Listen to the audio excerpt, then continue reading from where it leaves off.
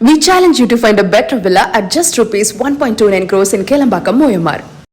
சட்டப்பேரவையில் முதலமைச்சர் வருகையின் போது எதிர்க்கட்சித் தலைவர் உதயநிதி எழுந்து வணக்கம் தெரிவிக்காதது குறித்து அமைச்சர் ரமேஷ் கேள்வி எழுப்பியதால் காரசார விவாதம் ஏற்பட்டது.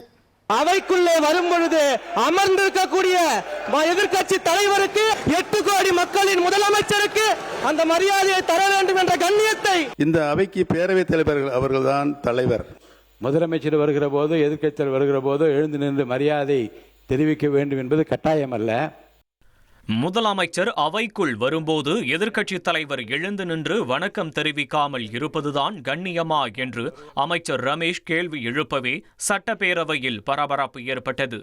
சட்டப்பேரவையில் மானிய கோரிக்கை மீதான விவாதத்தின் போது பேசிய திமுக சட்டமன்ற உறுப்பினர் ஓ பன்னீர்செல்வம், சபாநாயகர் அவைக்கு வரும்போது கட்சி வேறுபாடு இன்றி அனைவரும் எழுந்து நின்று வணக்கம் தெரிவிப்பதுதான் காலம் காலமான மரபு என்று குறிப்பிட்டார். மேலும் புதிய மரபாக முதல்வர் வரும்போது அனைவரும் எழுந்து நின்று மரியாதை செலுத்தினால் எதிர்க்கட்சித் தலைவர் வரும்போதும் அனைவரும் எழுந்து நிற்பார்களா என்பது குறித்து சபாநாயகர் விளக்கமளிக்க வேண்டும் என்றும் கோரினார். இந்த அவைக்கு பேரவைத் தலைவர்கள் அவர்கள்தான் தலைவர். பேரவைத் தலைவர் அவர்கள் வரும்போது கட்சி வித்தியாசமின்றி அனைத்து உறுப்பினர்களும் எழுந்து நிற்பது காலங்காலமாக கடைபிடித்து வருகின்ற மரபு. இதற்கு பதிலளித்து பேசிய சபாநாயகர் ஜேசிடி பிரபாகர், முதலமைச்சர் அவைக்குள் வரும்போது எழுந்து நின்று வணக்கம் தெரிவிப்பது நமது பாரம்பரியம் மற்றும் கண்ணியம் என்றாலும் அது எவ்விதத்திலும் கட்டாயம் அல்ல என்றும் அது அவரவர் விருப்பத்திற்கு உட்பட்டது என்றும் தெரிவித்தார். முதலமைச்சர் வருகிற போது எதிர்க்கட்சிகள் வருகிற போது எழுந்து நின்று மரியாதை தெரிவிக்க வேண்டும் என்பது கட்டாயம் அல்ல. ஆனால் அப்படி தெரிவிப்பது என்பது தமிழுடைய பண்பாடு, நம்முடைய பாரம்பரியம். அந்த கண்ணியத்தை இந்த அவையிலே காப்பாற்ற வேண்டுமா வேண்டாமா என்பதை பற்றி கூட அவரவர் விருப்பத்திற்கு ஏற்ப நான் விட்டு விடுகிறேன். அதை பற்றி நான் யாரையும் செய்துதான் ஆக வேண்டும் என்று கட்டாயப்படுத்த முடியாது. அவரவர் கொடுக்க வேண்டிய மரியாதையை தங்கள் மனதிற்கு ஏற்ப அவர் கொடுப்பது அவருடைய உரிமை, அதன்படி செய்து கொள்ளலாம்.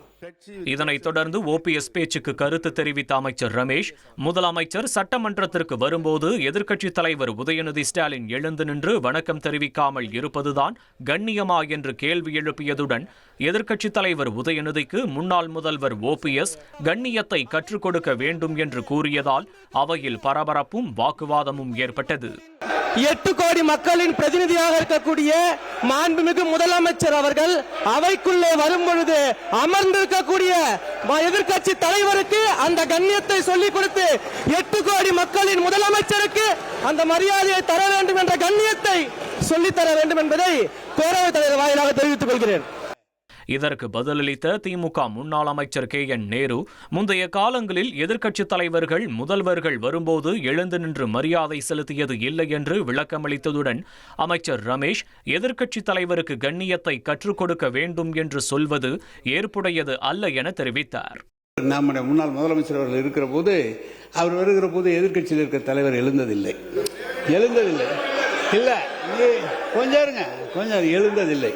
எனவே அது ஒரு குற்றக்குறையாக அல்ல, அவரவருடைய எண்ணம், அவருடைய நடைமுறை. அதானே தவிர அதை சொன்னபோது அது சொன்னது வரைக்கும் நாங்கள் அதில் ஒன்றும் இல்லை. ஆனால் எதிர்க்கட்சி தலைவர் கற்றுக் கொடுக்க வேண்டும் என்றெல்லாம் அவர் சொல்ல வேண்டிய அவசியம் இல்லை. அதான் விஷயம். இதற்கிடையில் ஓபிஎஸ் பேச்சுக்கு பதிலளித்த நீர்வளத்துறை அமைச்சர் ஆனந்த், முன்னாள் முதல்வர் ஜெயலலிதா இருந்தபோது ஓபிஎஸ் எழுந்து நின்று மரியாதை செலுத்தியதை மக்கள் நன்கு அறிவார்கள் என்றும் முதலமைச்சருக்காக மட்டுமே தங்களுக்கு மக்கள் வாக்களித்தார்கள் என்பதை தாங்கள் ஒப்புக்கொள்வதாகவும் குறிப்பிட்டார். We challenge you to find a better villa at just ₹1.29 crores in Kelambakam, Moyamar.